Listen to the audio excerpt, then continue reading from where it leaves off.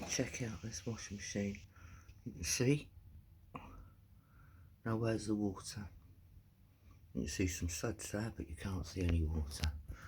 You would have thought, wouldn't you, on a full load with just that curtain in it and a couple of hats,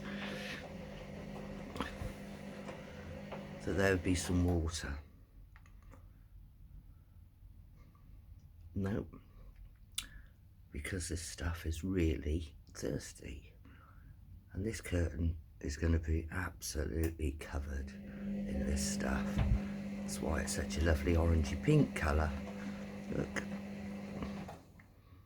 So what I'll do is I'll wash it in here, and then I'll have a bath, and then I'll stick it into the bath afterwards, and we'll have a look and see just how much stuff's actually come out.